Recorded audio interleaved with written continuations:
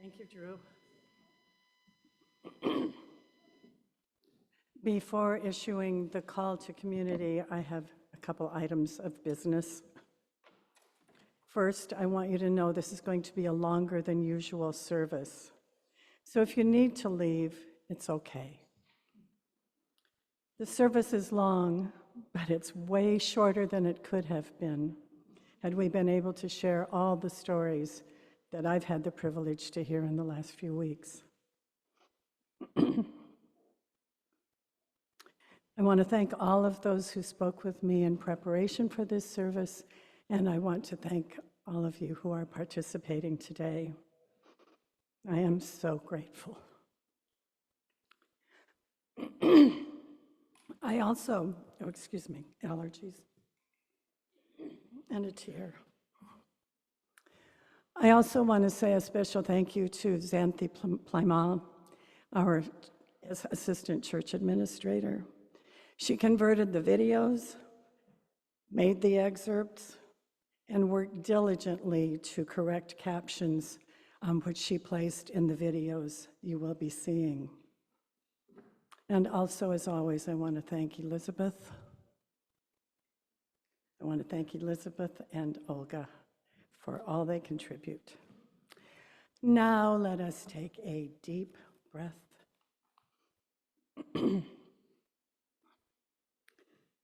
We come together this Memorial Day Sunday called because of war, because of suffering inflicted and endured when minds across borders fail to reason and compromise. We come together this day called by loss to honor those who have served in our name, those whose lives ended far too soon in service to a cause greater than their own. We come together this day to remember, to honor the deaths of others, known and unknown, to sit with our sadness, and to express our gratitude. We come together this day called by hope, hope that we will, in some season yet to come, finally surrender our swords to plowshares. And we come together this day called by peace. May we hear its song, may we proclaim its promise, may our remembrance today renew hope that one day there will be rest. And so it is that we come together today.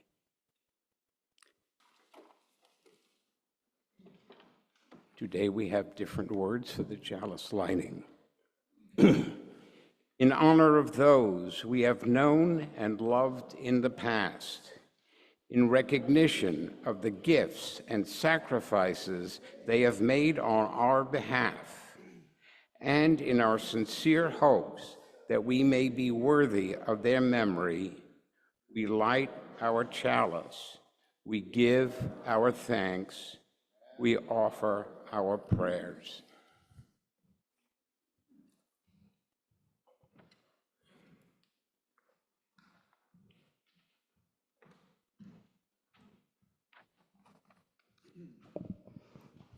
Good morning. My name is Carolyn Stetson. I want to tell you a little bit about the next videos that we will be sharing.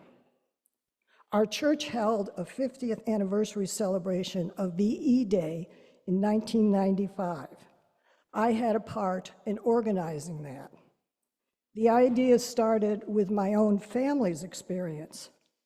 My parents were married in 1942, and a month after they were married, my father's draft status was changed from sole supportive parent to 1A. Immediately, he was sent to Miami Beach for basic training. Then, he was sent to technical school at the Lockheed Martin factory in Glendale, California. My mother drove cross-country in order to move to Glendale to be near him. In 1944, he was suddenly shipped to England, then to France on D-Day plus 3 weeks, and then to Germany. So, When we planned the celebration for their 50th wedding anniversary in 1992, obviously we had to talk about my father's military service.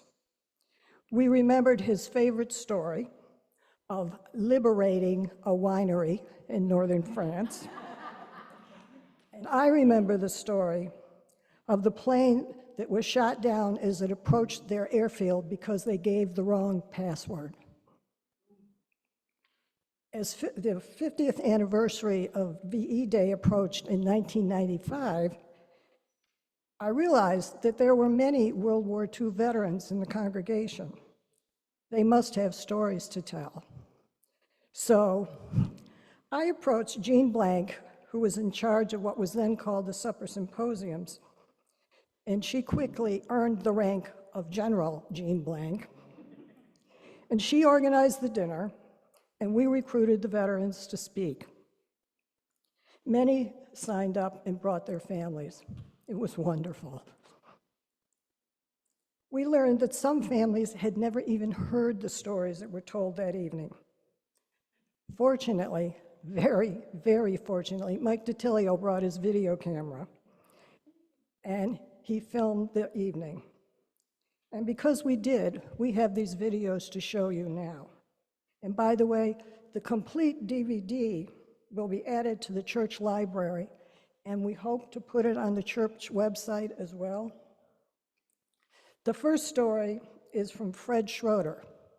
He was in the Army in Germany, and that's immediately followed by a comment from Bob Steer, who was also in Germany.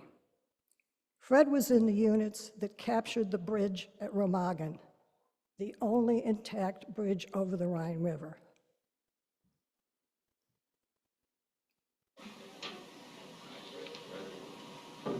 Hi, I'm Fred Schroeder. I'm not used to this. That's why my kids are here. They've never heard these stories before. So most of when after I came back from the hospital, we rejoined the troop, and they were furious because I could hardly walk at the time. But fortunately, we were riding, and so we rode through parts of Germany. And about 50 years ago this month, the 3rd Armored Division had a troop of people reconnoitering around the Rhine River. They happened upon this Ludendorff Bridge, which was still standing, which was a miracle as far as the whole Allied cause was concerned.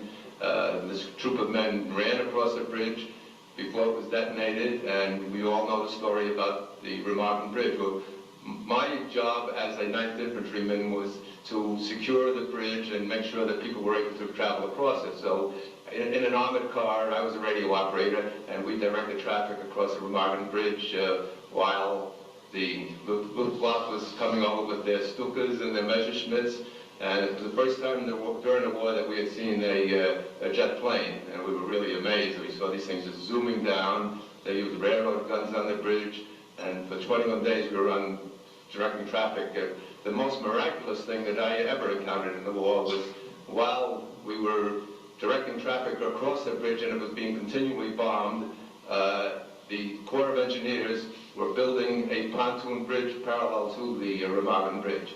And it was amazing to see these men pushing these pontoons across and being shelled, and a pontoon would be wiped out of the water and people would be killed, and they would just, like ants, continue the pontoon until finally the pontoon bridge was put across, and they were able to get a lot of traffic, and we were responsible for the whole bridgehead in Remagen, and finally broke out of that, went across Germany, the rest of Germany very rapidly, and ended up meeting the Russians at the Elbe River.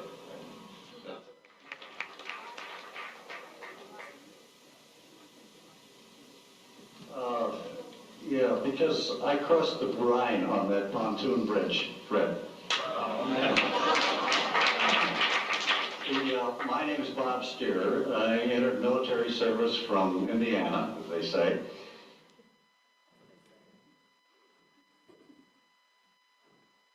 Our next speaker is Charlie Kahn-Schneider. He was a scientist whose war service troubled him deeply until he talked to his fellow veterans at this event.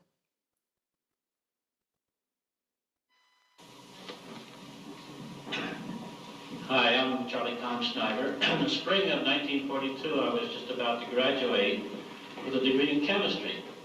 Well, the degree in chemistry at that time, they put all of us in a kind of a special category. I forget what it was. It wasn't 1A, and it wasn't 4F, but it was somewhere in between. Anyhow, I was never in the Army. I went to several boot camps for a short time, but I went to Childersburg, Alabama, which probably is what I get overseas pay for that, and was involved for 2 years in making TNT and Tetrol, high explosives. Was there for a couple of years, until evidently our country had so much high explosives that they didn't need us anymore, and they shut the plants down. At that time, a group of us were suggested that we go to this place up near Knoxville, Tennessee. And so we went there and were interviewed for jobs at this secret plant out in the country. And we kept saying, but you don't have to do this because we're 1A and we're going in the service, and the interviewer kept saying, don't worry about it, don't worry about it. We went out to this place called Oak Ridge. And I was there for 2 years at various types of technical jobs in creating this atomic bomb. I felt really ambivalent about the whole atomic bomb thing until I listened to some of you all, and I talked to some of you before this, and I guess maybe it was okay. We certainly saved a lot of Americans, and some of the people right in here I would not have known. So I don't feel that badly about it. Why Truman decided to drop 2, I have no idea. I don't think it was necessary. So I'm glad at least I did that, so some of you people could come back. Charlie,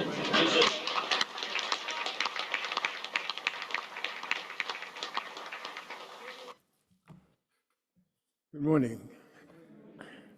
I'm Rudy Johnson, and I'd like to give you my take on my military service. There we were, 2 men, both American, both black, standing face to face on a street in Harlem. He, the much celebrated Jackie Robinson, and I, Rudy Johnson, a proud New York Times reporter, conducting a sidewalk interview with a baseball star turned community activist as he surveyed the housing in a black neighborhood. Standing there looking up at him, if only physically, I wasn't in awe of the artful dodger, that's what I called him, because with the capital D, he was a member of the Brooklyn Dodgers, the team that hired him in 1947 as the first black player in Major League Baseball. I wasn't in awe of him, at least not then, perhaps because I had the weight and influence of my employer behind me. But I should have shown more appreciation for his contribution, however indirect it was, to my start in adult life and that of many other young people, especially young black people joining the military. It has been 76 years since President Harry S. Truman, himself inspired by Jack Roosevelt Robinson's rise from the minor leagues, issued Executive Order 9981, officially banning in 1948 racial segregation in the U.S. Armed Forces. 4 years later, at the tender age of 18, I joined the United States Navy 7 months before the signing of the armistice that essentially ended the Korean War. By then, conditions, at least racially, had improved. No longer were black sailors limited to such duty as cleanup and wash in the officers' quarters.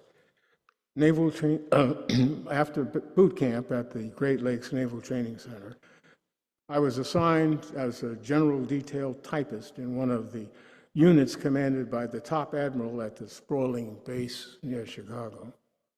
I had come to the Navy with an appreciably high GCT, initials that stood for a kind of entrance exam, and a high school diploma achieved in what was then the excellent New York City school system of the 1940s and 50s. In my Harlem junior high school, I had learned to type 30 words a minute, doubled by the time I left Great Lakes, and that, together with my diploma and GCT level, served me well and served the Navy as well. Great Lakes opened a whole new world to me. After I experienced a very troubled inner city family life in the years following World War II, when our Black lower middle class prosperity evaporated with my father's loss of defense industry work. At Great Lakes, however, I experienced in its orderliness a sense of prosperity and peace brought on by the acceptance of me by my white clerical and administrative peers. I was the sole Black sailor in the unit. Nobody in the unit spoke of war, Korean or otherwise, even though a reported 35,000 Americans had died in the Korean conflict. My one job in the unit was to put out the directory of the 9th Naval District, of which our admiral was in charge. But that was both blessing and curse, because at the end of my 2 years at Great Lakes, I wasn't quite ready for the challenges I would face when I was reassigned to duty aboard the USS George, a destroyer escort home-ported in San Diego. By then, a petty officer third class, I was the yeoman, a clerical and administrative rating, in charge of the ship's office. The workload and thus the pressures were great, especially for a tiny three-man office serving 200 men on a vessel the size of the USS Slater in the Hudson River. For example, none of the ship's company could get paid without the paperwork produced in our small but powerhouse of an office. Bigger ships employed and enjoyed having the manpower to do the work appropriate for their size. As a result of the pressures on the George, along with a lack of broad experience in my field, I made mistakes and was constantly chided by the executive officer, the George's second in command, for whom I worked directly. Soon enough, I made a conscious decision to live up to the Navy's motto, shape up or ship out. I shaped up, and at the end of the exec's tour of duty, he called me down to his quarters and said, "Johnson, I know we've had our difficulties over the months, but I feel you've improved significantly since you came aboard, and I want you to know that I'm recommending you for a promotion." At that, I felt like crying. I was so elated. I aced the test for Petty Officer second class.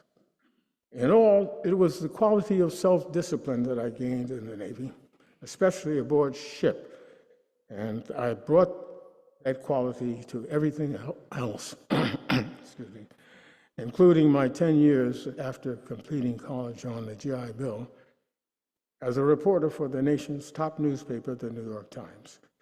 So as far as my work life went, the Navy gave me a promising start, but a very strong finish.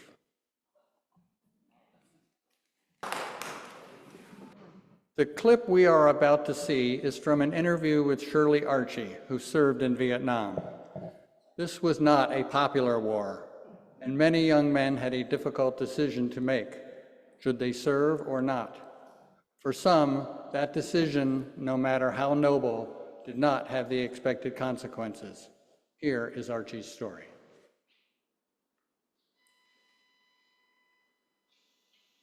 As I said, I was drafted, and I was never, as I said previously, an activist. And I wasn't really conscious of what was going on around the Vietnam War and all of that, but I was aware that I may not necessarily have wanted to go. We lived in Niagara Falls at the time. It cost 10 cents to walk across the bridge to Niagara Falls, Ontario. 10 cents. So I went and talked to my mother and asked her what should I do in terms of going or not going? And she said, child, it doesn't really matter. I'll love you one way or the other. And so I made the decision to go. Part of the decision to go was this: I'm going to go, do my duty, and when I come back, I expect to be treated like a full citizen.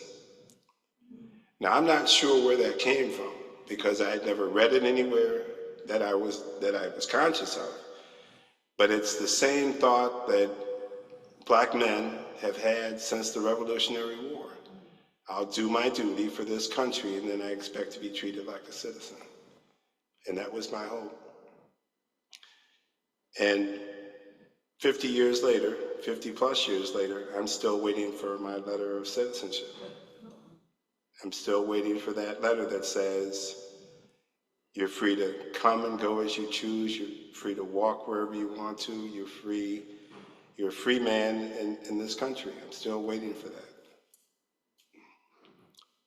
What was being in Vietnam like? I was a rear area soldier, military intelligence. What we did in my unit was gather information through various means to create targets for the military forces that were in the field. At the time, there was no real connection for me between what I was doing and the end result, which may have been someone being killed. It was not something I thought about then, and it was only, in the last maybe 15 years that I really thought about it.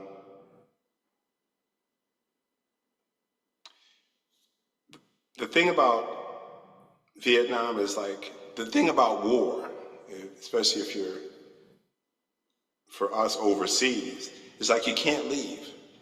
It's like you just can't say, I've had enough of this and I'm going to go home, so you have to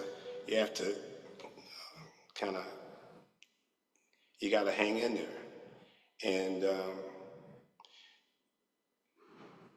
rear area, but in a war zone, there really is no rear area.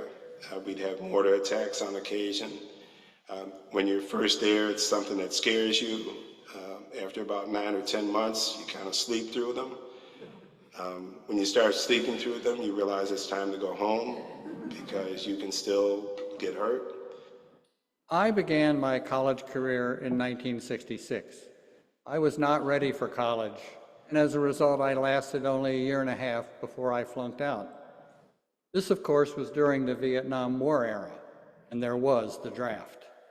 It was not long after I returned home from college that I received my draft notice.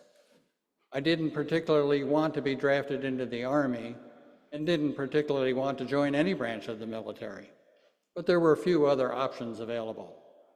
My older brother, Bill, had enlisted in the Air Force right out of high school, and he spoke well about it. So in 1968, I too enlisted in the Air Force. All things considered, I benefited from my military career. I was never put in harm's way. I learned self-discipline and the personal satisfaction of doing a job well. I was fortunate to be trained as a computer programmer, which gave me a lifelong occupation. I took college courses at night while I served, and at the end of my enlistment, I returned to college full-time and was able to both study effectively and to have fun. And the GI Bill paid for my education. As I mentioned earlier, I did not voluntarily choose to serve. I didn't hate it, but I was ambivalent about it. I viewed it as something that circumstances and my poor decisions required me to do. During my time in the service, I did understand how it allowed me to mature and how to set good priorities in life, all to the good. There was another benefit of my military service, but it took me more than 25 years to appreciate it. In 1999, Carolyn's father, Mel, died. He was an Army Air Corps veteran, and at his burial service, he was entitled to an American Legion Honor Guard, a 21-gun salute, a flag, the whole thing. This was how Mel's community honored his service to his country. It was very moving. At that moment, I realized that I too served my country, and that this service was not something to be ambivalent about, but something of which to be proud, an epiphany. My brother Bill died last fall. In a few weeks, we will have an interment service in New Jersey. This will include a grave marker provided by the Veterans Administration containing his branch of service, his rank, and his dates of service. Bill was proud to have served. For his service, for the service of all the other veterans, and for my service, I am grateful. Memorial Day was established to honor those who did not come home. They are not here, and we cannot speak to them. But we can speak to those who are here. Would veterans of the military and service organizations such as the Peace Corps or VISTA please rise as you are able.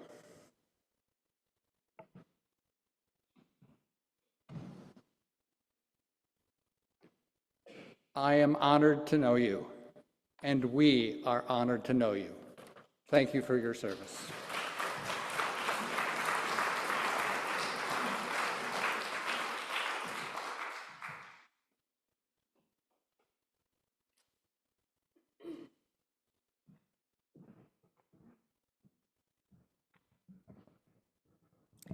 Our wisdom story today is The Wall by Eve Bunting and illustrated by Ronald Himmler.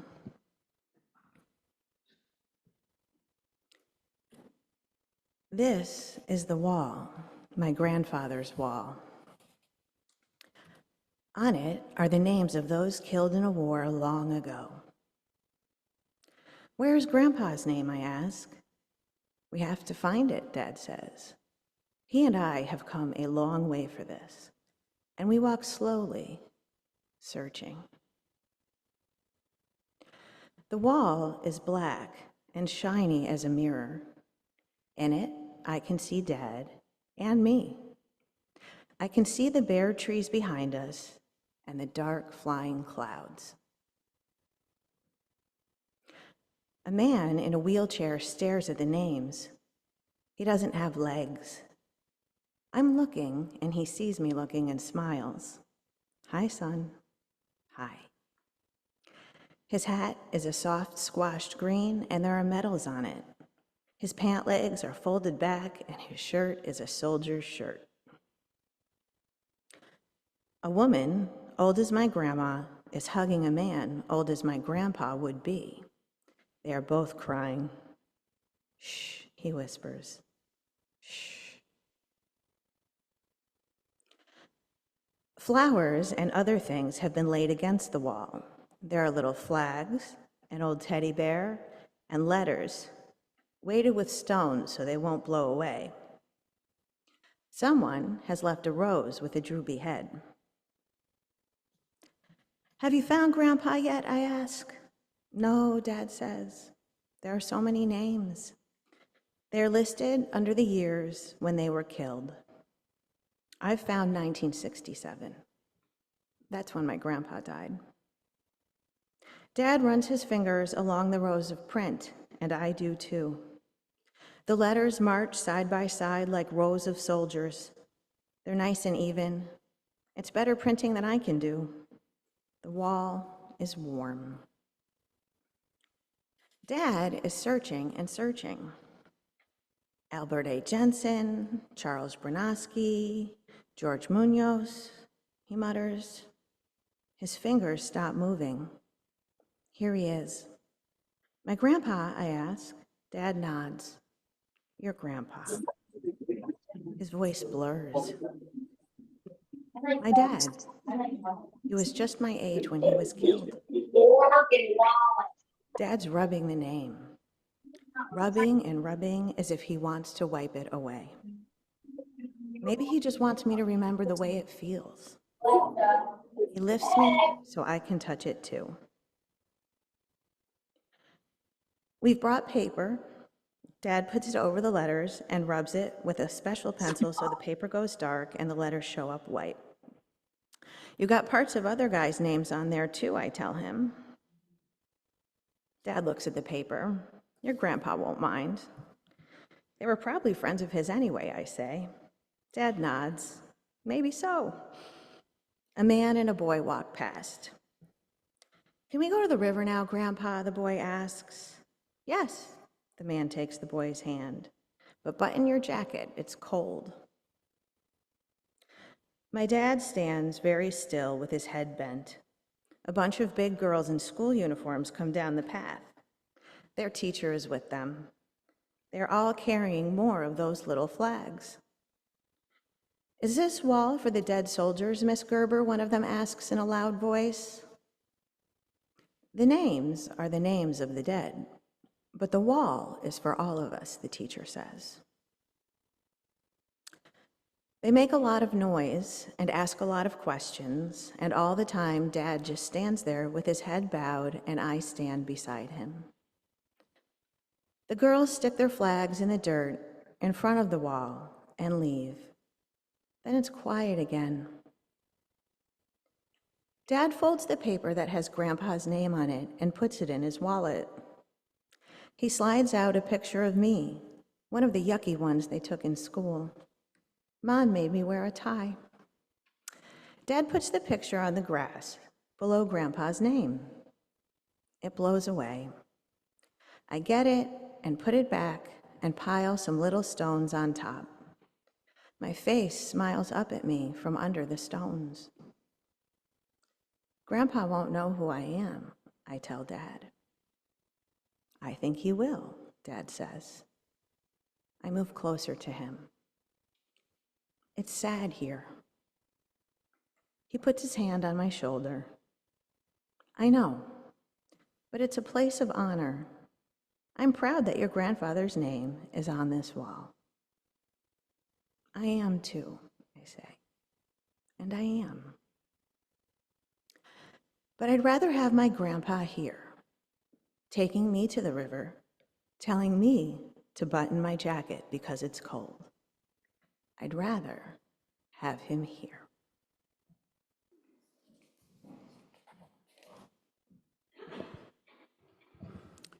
Good morning. I'm John Newell.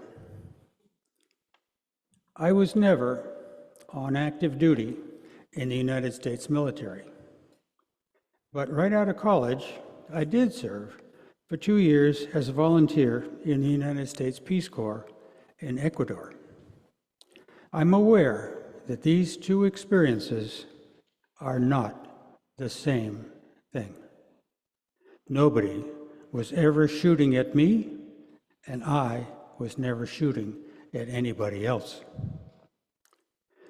But I strongly believe that it should be the United States policy that everyone should have to perform 2 years of service in some form or another.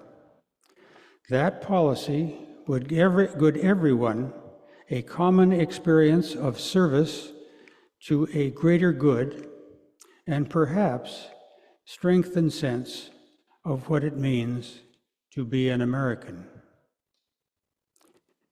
The social benefits of military service should not be confined to the military. My experience deepened my understanding of the Third World, taught me Spanish, and found me a wife.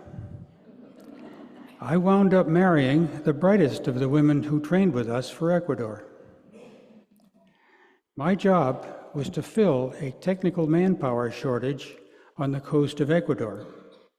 I worked with an engineer who was single-handedly supervising 2 construction crews in the port city of Manta and the town of Jipijapa, half an hour inland. When I first arrived, he took me aside and said, "I can hire 12 men who can carry a ladder, but there's nobody to tell them where to put it." I said, "I don't formally work for you, but starting today, that's my job." We became close friends, and I'm still in touch with his family. We supervised a crew that was replacing power lines all over Manta and building a new electric system in Jipijapa. Manta had plenty of generating capacity, but wholly inadequate means of distributing that power to the people. 25 kilometers inland, there was another city of comparable size, Puerto Viejo, of comparable size that had decent distribution capacity, but was woefully short of generation. This had long been true, and years ago the material had been ordered to build a high-voltage transmission line to Puerto Viejo. Finally, those parts began to arrive, and we began building 2 substations and a transmission line.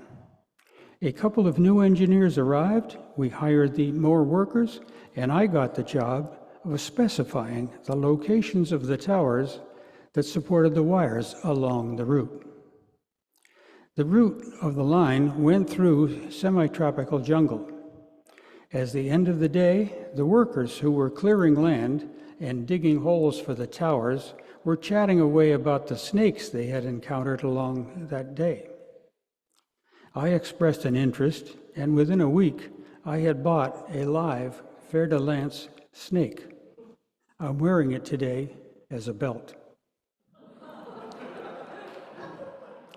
The 2 substations were connected together in the last week that I was there. I walked up the hills of the Manta substation to say goodbye. Those 3 heavy aluminum cables, each around the size around of your thumb, were singing in a steady breeze. We flew home and married a month later.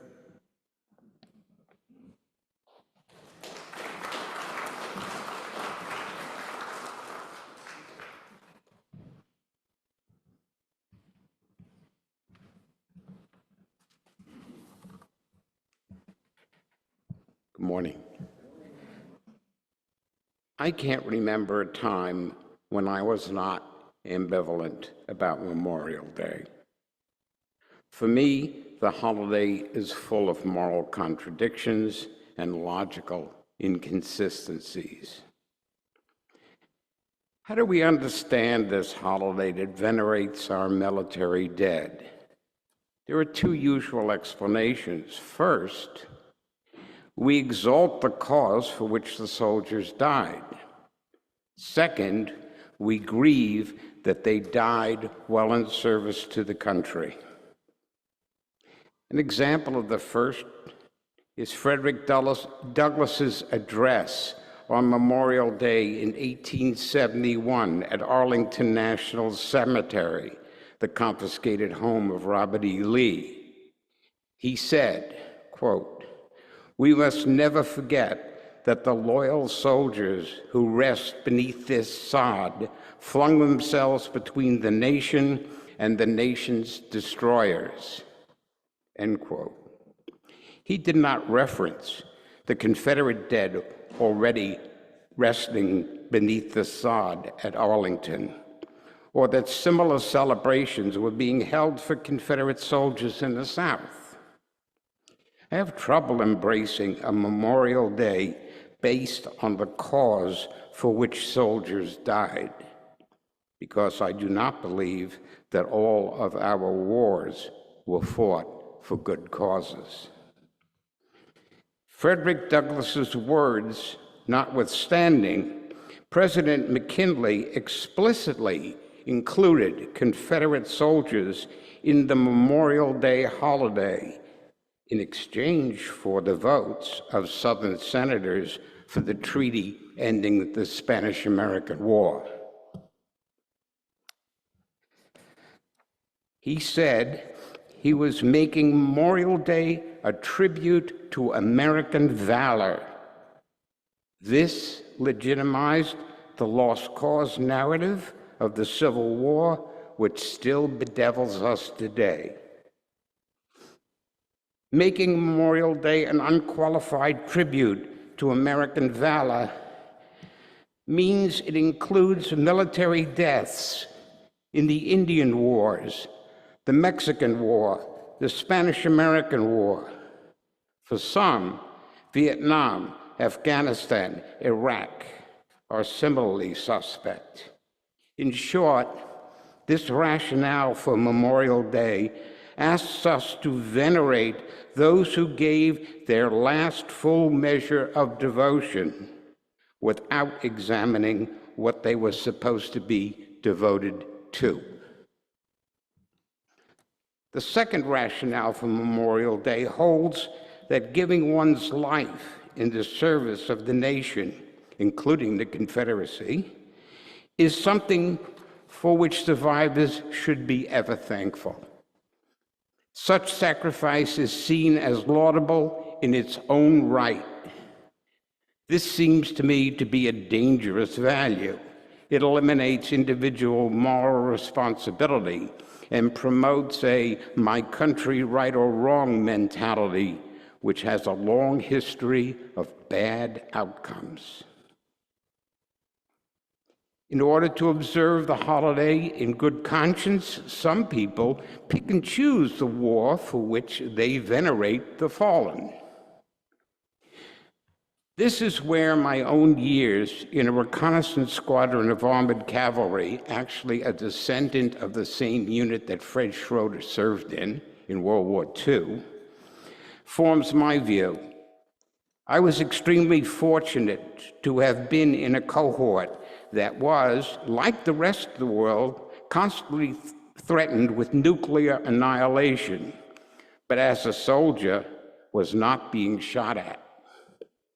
We merely peeked over the Iron Curtain wall into East Germany to see if there were any preparations for attack. To keep the peace, through mutually assured destruction, we were constantly kept vigilant. We practiced at least monthly when, in the middle of the night, we had an alert and evacuated our base and deployed to combat positions in the countryside.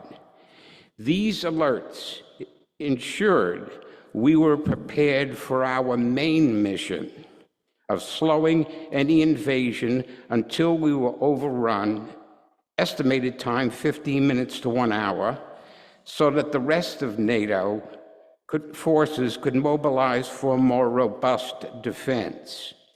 An especially memorable alert was the day President Kennedy was assassinated, and no one was sure that this was practice. What I learned from this experience is that all those descriptions of soldiers being motivated by self and buddy preservation, with little regard for the cause being fought for, are absolutely true.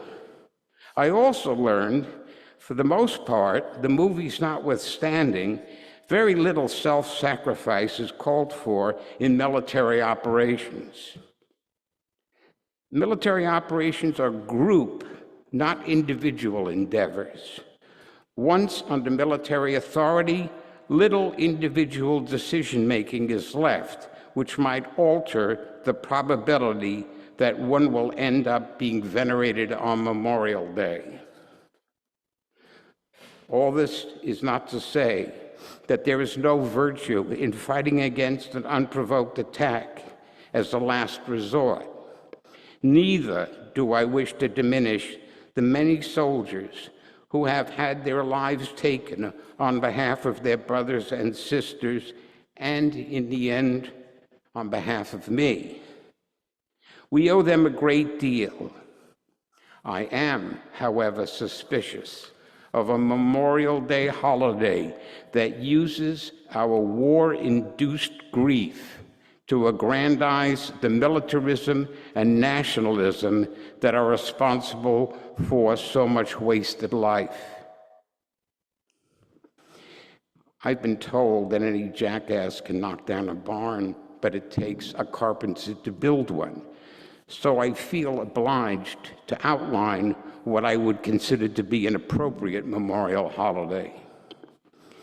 We need a holy day that facilitates gratitude and remorse and does not use the occasion to exalt war. We need a way to express our gratitude to those who have had their lives shortened in those conflicts that have made the world a better place for all. We also need an opportunity to express our remorse for those who have had their lives shortened in conflicts because of circumstances we created. We need a Memorial Day that doesn't assign erroneous, noble motivations to the fallen.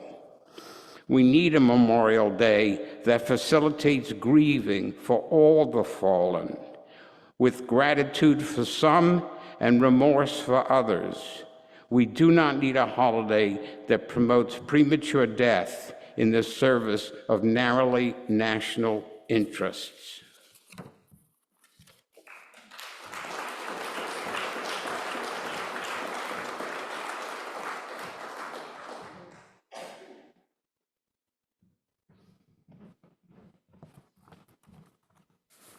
Good morning. So Memorial Day is a day to remember those who have made the ultimate sacrifice.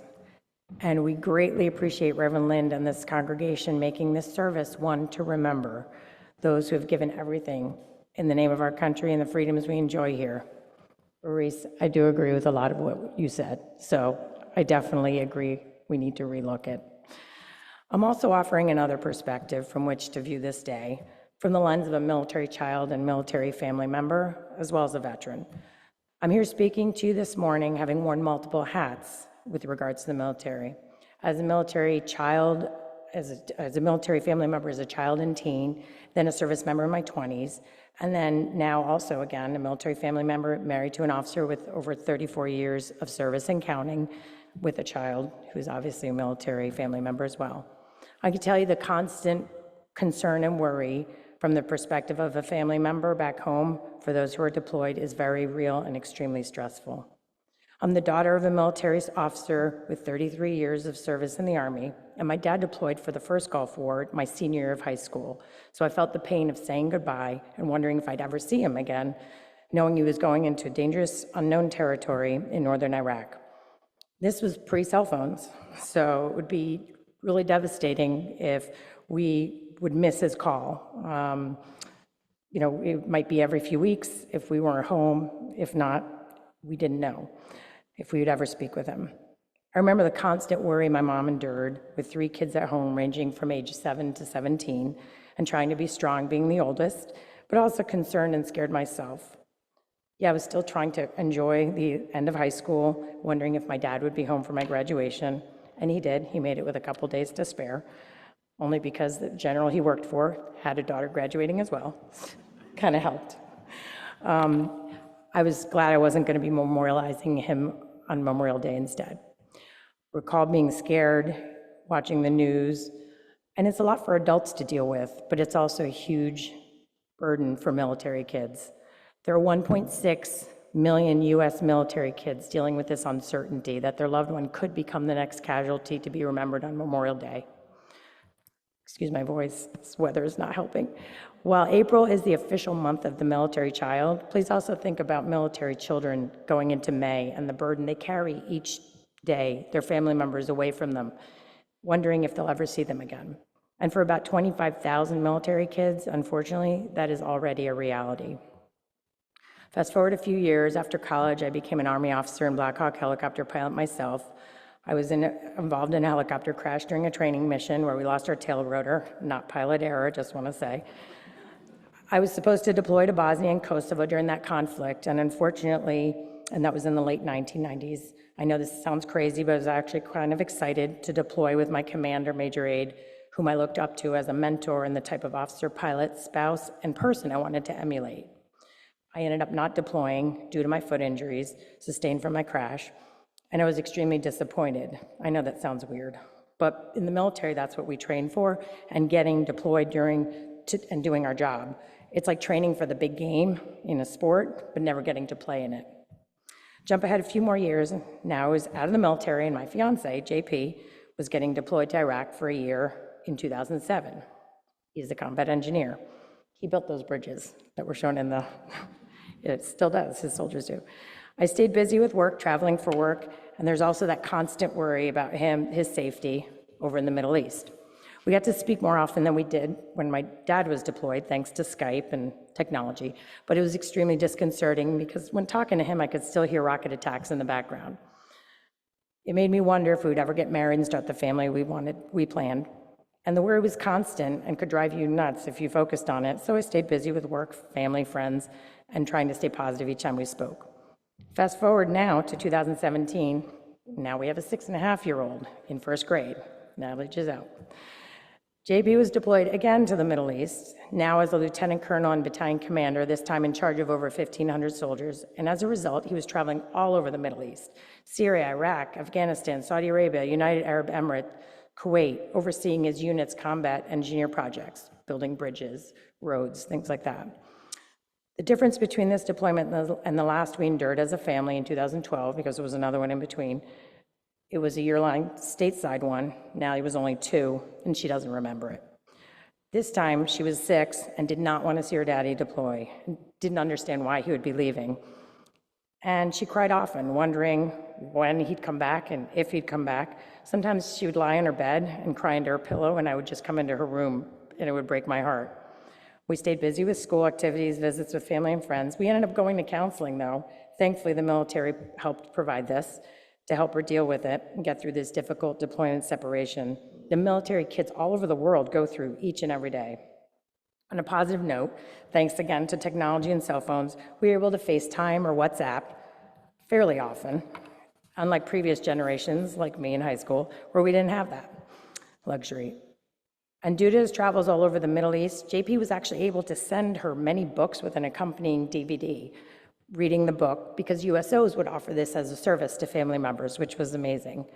So we would read the books along with him, and it made her feel much closer to him while he was deployed. But it was still quite the burden for a 6 or 7-year-old to bear. He missed her birthday, Thanksgiving, Christmas that year, along with all the other milestones of that age. Thankfully, we never had to memorialize her daddy, JP, on this somber occasion because he made it home safely and was able to come to Natalie's elementary school morning program and completely surprise her on Tuesday, January 9th, 2018, when he came home 3 weeks early after 11 months away. We'll share that reunion video in a minute. Now I share a final perspective, that of a military spouse who witnessed her husband lose a soldier and the effects of that loss. This non-commissioned officer, or NCO, was a staff sergeant who worked in JP's unit with him for several years and who joined the military post 9/11 and with whom he had also deployed. JP respected Staff Sergeant Venn very much, appreciating his professionalism and care for the soldiers under him. When it came time to decide to re-enlist or not, Staff Sergeant Venn had a conversation with JP, an officer he also respected, and he convinced him to re-enlist because he told him the Army needs hardworking, dedicated, and caring NCOs like you to lead our soldiers and train the next generation. Following his re-enlistment, Staff Sergeant Venn got deployed to Afghanistan. And although he should have gone home on mid-tour leave while over there, he chose to stay back with his soldiers instead, a testament to his dedication and service to his unit and soldiers. Unfortunately, during that time, he was supposed to be home. Staff Sergeant Venn was killed at the tender young age of 27 when the vehicle he was in doing route clearing ran over an improvised explosive device, an IED, on November 3rd, 2012, while in Paktia province, Afghanistan. JP attended Staff Sergeant Venn's memorial service here in New York, but there was a tremendous amount of survivor's guilt for him following his death. JP felt, quote, responsible for having convinced him to re-enlist, thereby assisting in his demise since he ended up on deployment in Afghanistan. We had several talks about this in the months following Staff Sergeant Venn's death, and I understood why he felt that way, but I couldn't really because I'd never deployed with him. It took many years for JP to get over that guilt, and it might actually still linger in the back of his mind all these years later because survivor's guilt is real for the members of the military who have to carry on after the death of one of their own and wonder why them but not me, and we know this happens in other instances as well. Now every Memorial Day, no matter where we are or what we're doing, our family takes time to remember Staff Sergeant Venn and the ultimate sacrifice he made for us. And on a final note, while in Washington, D.C., last summer, JP was attending an Army conference for a couple of days, and Natalie and I joined him. We made a family trip out of it, made vacation out of it, and we planned a visit to the U.S. Capitol and Senate and House chambers, which we had never visited while he was at the conference. We picked up visitor passes from Representative Paul Tonko's office, and while Natalie and I happened upon a memorial, and then while we were doing that, we happened upon a memorial in the House office building entrance, and it displayed all the names of the military members lost post 9/11. Unfortunately, there were far too many names listed, but we did find Staff Sergeant Ven's name, took a moment of silence there to reflect on his life and the ultimate sacrifice he made for us, then let JP know we were thinking of Staff Sergeant Ven and told him he would have appreciated all of JP's continued service to our country all these years later. No matter our political views, and I respect them all, the military does not choose political sides, and no one forces them to join. At some point, we obviously know that was not true. There was mandatory service. And I do agree with those of you who want some form of service in some capacity. I think it would make our country a much better place.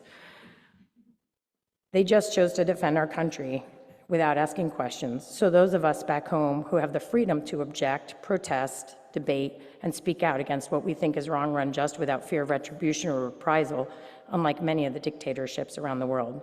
So please remember all the soldiers, sailors, airmen, and Marines who gave the ultimate sacrifice over the past almost 249 years. So we have these freedoms still today. And please remember their families and all the children of the fallen left behind as well on this and every Memorial Day.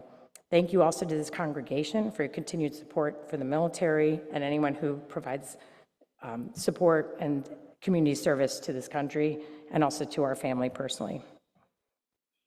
Okay, Natalie does not want to come up and introduce her video, so I'm going to do what she was going to say. Is this what we're playing? Okay. So basically, this is the surprise video of JP coming home 3 weeks early. Just a little, I think they're going to show this. Are you going to show the mystery reader? So I was essentially the mystery reader, which is what Natalie thought the surprise was going to be. And I came up at the beginning of her morning program. And basically, this morning program was for first through third graders every day at her school. And we read the book Hero Dad, which became her favorite book, other than the ones he sent home to her. Yeah. Oh, you're gonna play the whole thing. Okay.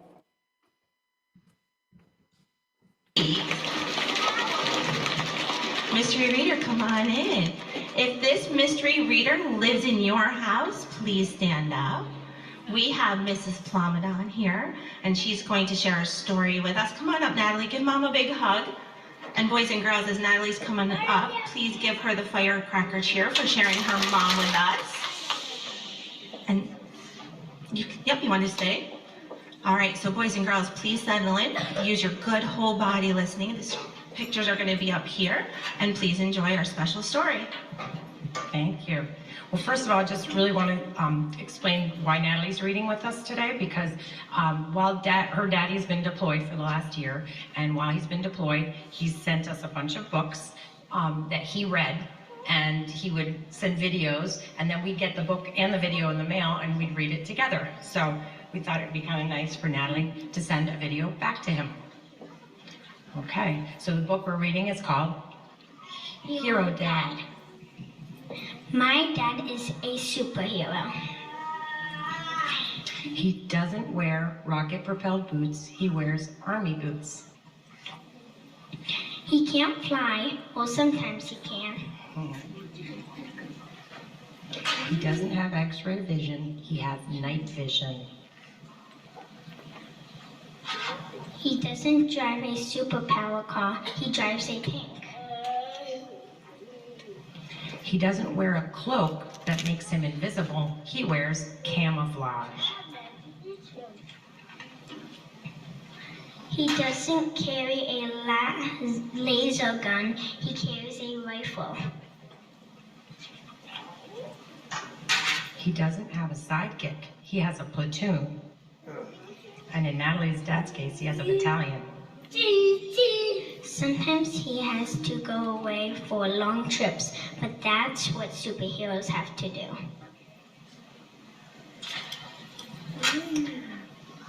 My dad is an American soldier. My dad is a hero, my superhero. The end.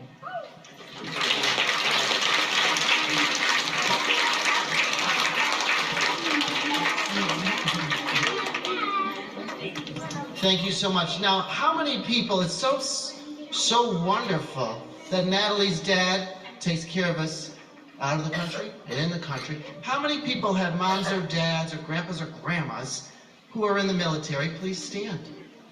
Please stand right up. We've got you all over Octane, and we are so proud. Give everyone a round of applause. Thank you so much for being a family of love to protect us. We are so happy for you. Well, on that note,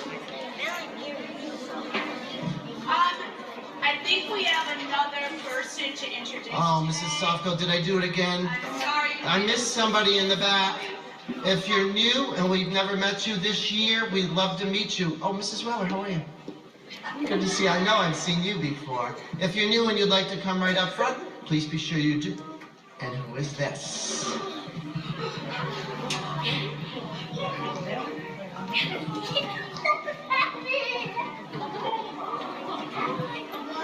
This is only a Round of applause. Thank you so much for your loyalty, your dedication.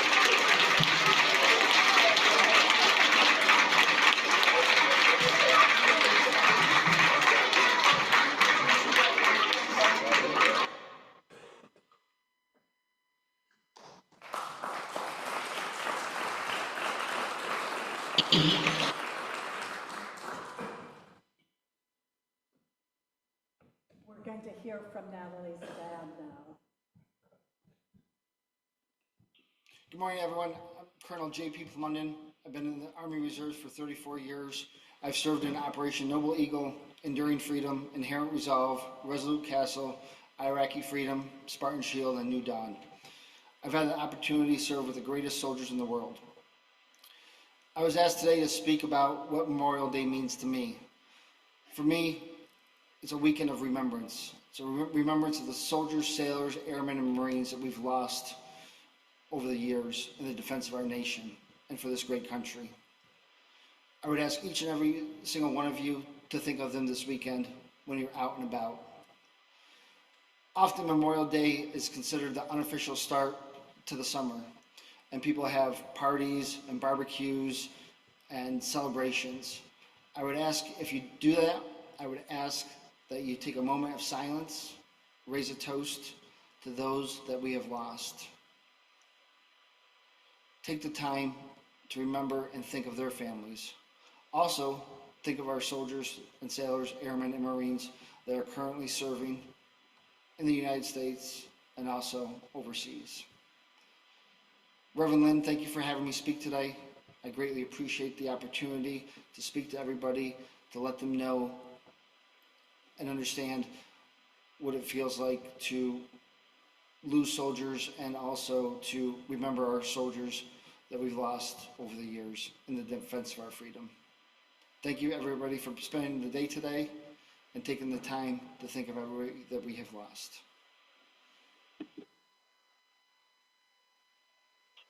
Good morning.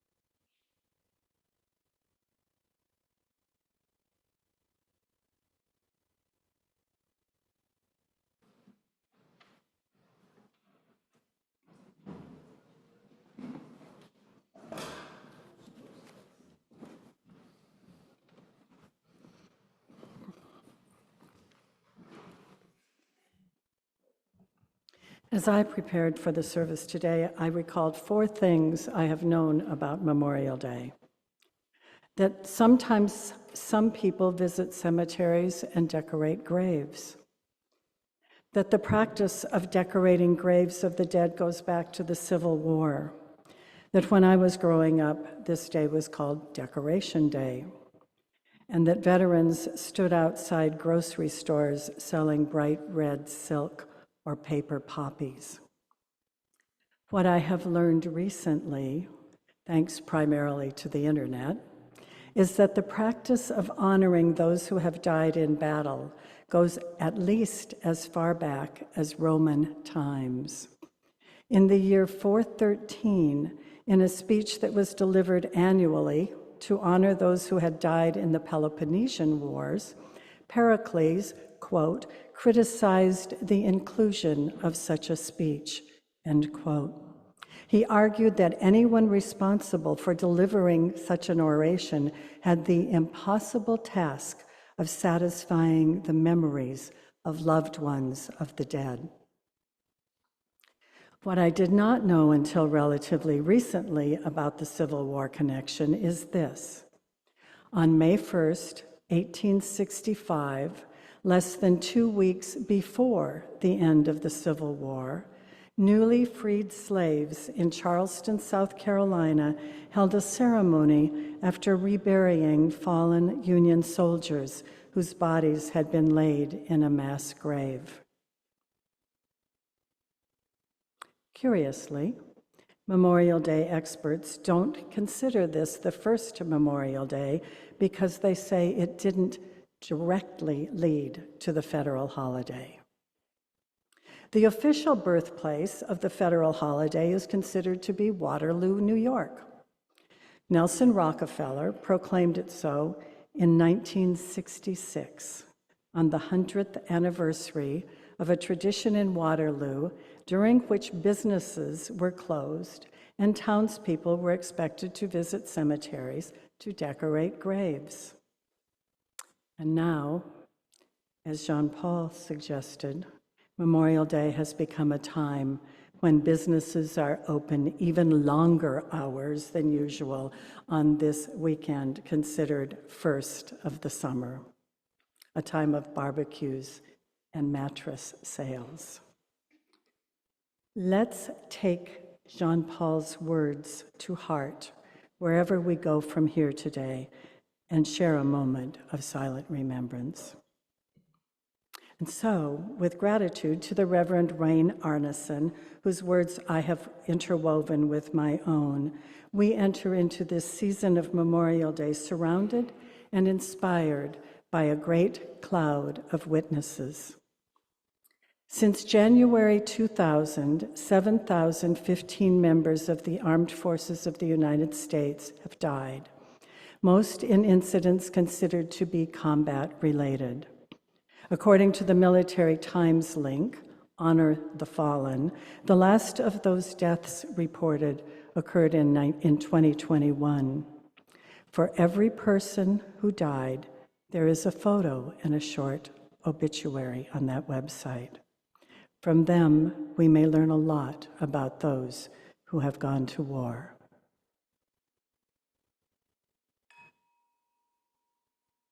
We hold in our hearts all those veterans who have died at their own hands. It is estimated that 17 die every day.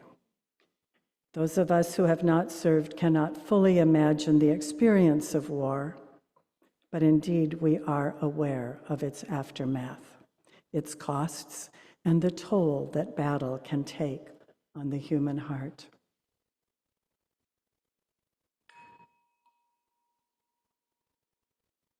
We extend our gratitude to all the men and women who have served in any capacity in years past and who have died during this past year.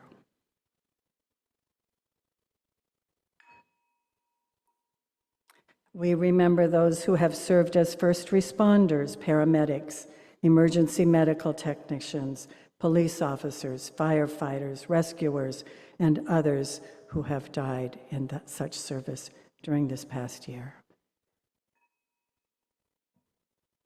Let us remember, too, the too many victims of mass shootings and school shootings, victims of hate crimes and all forms of gun violence, children and elders, Muslims and Jews and Christians, trans and lesbian and gay, all of their numbers rising.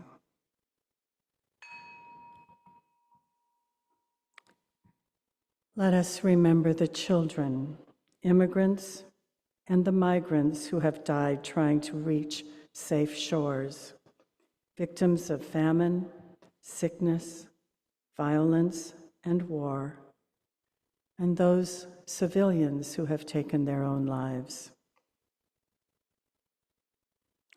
And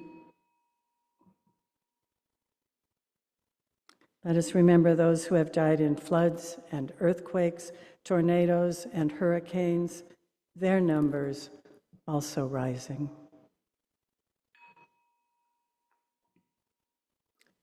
And let us not forget all other living things, the animals, the trees, and the flowers, the millions of species that we are losing, the bees, the bats, the butterflies, the whales, the elephants, and the last white rhinoceros in the wild, the frogs and the fishes, the big cats, the pandas, and the polar bears, insects, the tortoises and snakes, and the birds.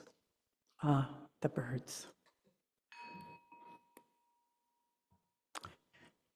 And now we remember and name those whom we have known best, whom we have always loved and sometimes not liked so well, those who have loved and been loved, those who have made a difference in our lives and in the lives of our communities, those who are with us no more. Here in this church, we remember these who have died in the past year: Kathy Gordon, Shiree Archie, Jackie C. Williams, Peter H. Schiff, Earl Zimmerman, Sally Knapp, Marion Harwick, Anita Patka, Dee Van Riper, Lois Thompson.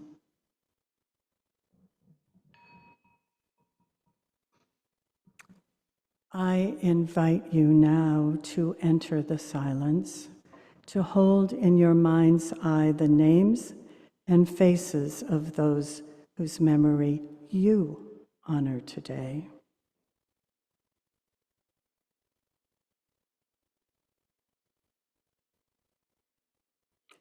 As you are moved, and if you wish, I invite you now to speak their names into this quiet. Say them out loud.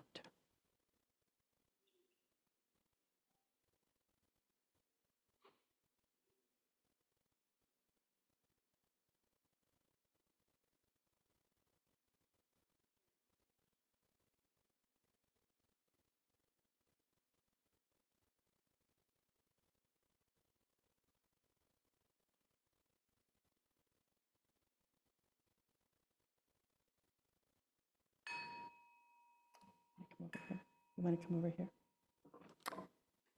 So, finally, we light this candle for those who have been named and for those whose names have not been spoken.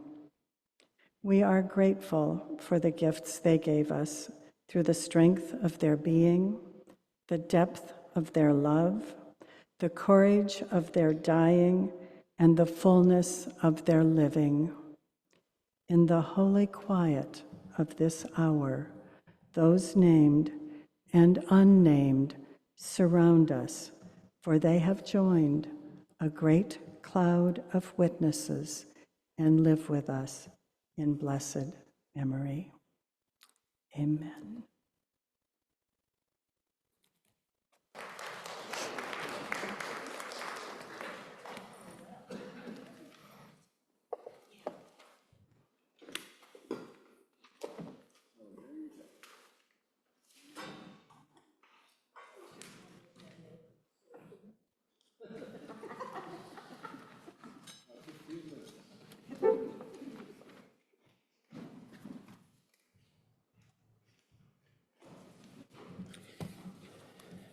We're very glad you joined us today.